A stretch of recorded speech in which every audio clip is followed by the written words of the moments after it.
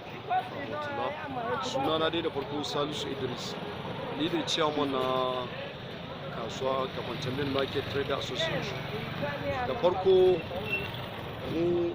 muna nuna godiyarmu da mai girma gwamna Malam Nasiru El-Rufai na wannan aiki da yake mana na ci gaba, wannan koda a garin da aka haife shi sai haka. Kuma wannan ci gaba da yake kawo mana, kuma da yawa mutane ba za su gane ci gaba da yake kawo mana ba sai ran da ba shi. To gaskiyar magana mu a dunkule ƙungiyar 'yan kasuwa da sauran 'yan kasuwa muna nuna godiyarmu, muna goyon baya, kuma muna mashi biyayya da duk abin da yake so a yi. Muna daidai da mu bashi haɗin kai don ci gaban garinmu ne yake yi. Wannan ci gaba ba wai ana yi da mu bane, ana yi don jikokinmu ne ma. To so da haka muna miƙa mishi goyon baya, kuma muna mishi addu'a Allah ya ƙara girma, Allah ubangiji ya ƙara mishi lafiya, ya bashi ƙwarin gwiwa yin wannan aiki da yake mana. Allah ya tabbatar mai. Karkashin haka ina roƙon mai girma gwamna, mu ƙungiyar 'yan kasuwa na garin Kafancan, matsalar mu yanzu bata wuce a gina mana kasuwa. Muna roƙon mai girma gwamna a bada kamar yadda aka gina kasuwar magani har aka bude ta. Muna roƙon mai girma gwamna a ba kamfanin nan na kasuwar magani su gina mana kasuwa yadda kowa zai mallaki shagon shi cikin sauki a koma kasuwar nan. Mu masu biyayya ne, muna biyayya ga gwamnati, kuma mun san gwamnati babu wanda ya isa ya ja gwamnati. Gwamnati kai kanka ma nata ne, ba ma magana rumfanka ko gidanka ba. To so da haka gaskiya muna roƙo ga mai girman gwamna a gaggauta a gina mana kasuwar mu koma. Mu muna farin ciki da wannan aiki da ake, kuma muna goyon baya. Karkashin haka ina roƙon mai girma gwamna, ƙungiyar 'yan kasuwar mu da aka taɓa musu shaguna, tsakani da Allah wasu wurin suke cin abinci, wasu suna da marayu da mutane karkashin su. Muna roƙon mai girma gwamna a duba a tallafa ma 'yan kasuwar mu da aka taɓa ma gurare, saboda a samu abin da za a yi rayuwa. Roƙo muke, kuma mun san mai girma gwamna, na san mai tausayi ne, zai mana wannan. Mutum ne mai tausayin talakawa, mai son mutanen shi. Saboda haka muna roƙon mai girma gwamna a tausaya mana, a duba mu. Roƙon da muke kenan, kuma Allah ya ƙara mashi lafiya.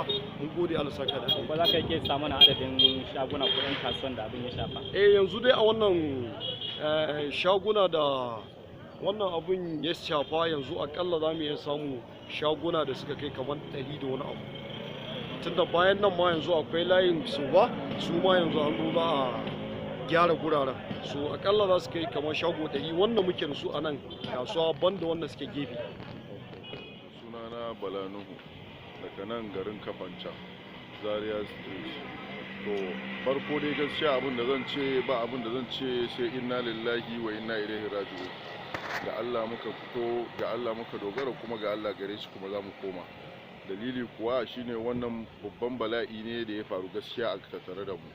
Domin abin da ya sa muka ce bala'i shine wannan lokacin da aka zo aka sa mana lamba a gurare duk da ake so a cire, su da kansu ma'aikatan Kadgis da suka subda su suka zo suka fara sa lamba a ce akan cewa za a cire shaguna, za a cire rumfuna. Amma a lokacin at the same time kuma suka bude baki suka ce kar kowa ya cire sai an zo an bashi haƙƙi, sai an biya shi diya tukunna kafin ya cire. Shikenan muka zauna muka shantake muna jiran su zo su biya kuɗi. Don lokacin da suka zo ba mu da wani laifi, ba mu da wani abu. Lokacin da suka zo suka fara yin lamba, wasu ma sun fara cirewa. Akwai shagunan da an fara ciccirewa ma a garin nan, wasu ma har sun fara ɓaɓɓalla ginin.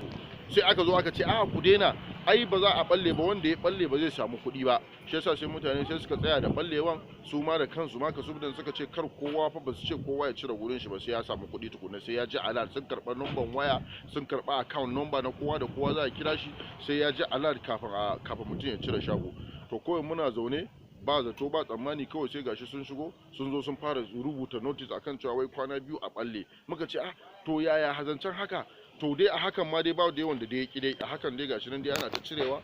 To yanzu dai fatan mu dai gaskiya mu da gwamnati ba abin da muke cewa sai shine gwamnati ta duba Allah, ta duba annabi, cewa ta ma mutane adalci, ta mana adalci, ta ba mu mafita akan wannan abin da yake faruwa.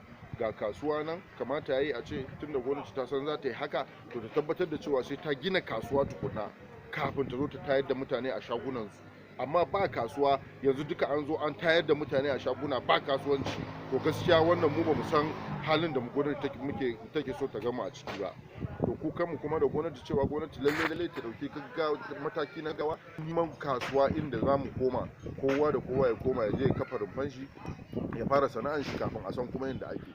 wato irin wannan abu da yake faruwa abu ne na bakin ciki, duk da dai ci gaba ne, amma abin da muke bukatan gwamnati ta yi duk abin da za ta yi ta dinga duba al'umma, ta gane yanayin tsananin da mutane ke ciki, ta compensating din al'umma, wato jimana ta duba abin da za ta dan tallafa musu domin su rage raɗaɗin zafin abin da suke ciki. Wani anan ne yake cin abincin shi, wani anan ne yake samun abin da yake biyan bukatun dukkan iyalan shi, wani shine yake dauke da ɗawainiyar dukkan familin su. Amma yau idan aka ya samu shiga irin wannan tsananin, to gaskiya ba mafita.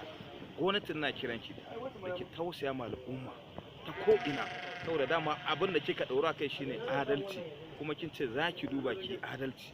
Dalilin da yasa al'umma suka zabe ki kenan domin ki musu adalci. To don Allah gwamnati ki duba adalcin nan da kika alƙawarin zaki yi ki, mun san aiki da kike kin ce adalci ne akan kanki, to mun yarda da adalcin ki. To ke ma ki duba al'umma ki musu adalci domin su rage raɗaɗin zafin wahalhalun da suke. Yanzu kasuwar zamani da take yi ma, kamar misali kasuwar magani, a ce an zo kafancan, kasuwan kafancan an yi yanda mai babban karfi da mai karamin karfi kowa zai iya samu ya rabe domin ci gaba da kasuwanci, domin kasuwancin nan ita ce take gina gari. Idan ba kasuwanci ba gari, ƙasa ma ta sani.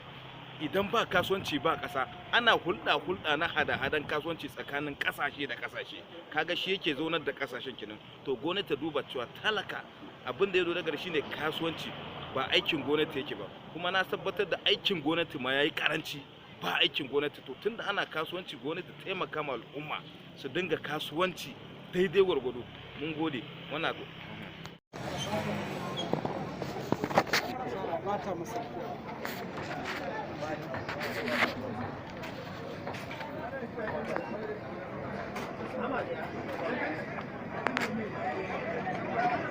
Thank you.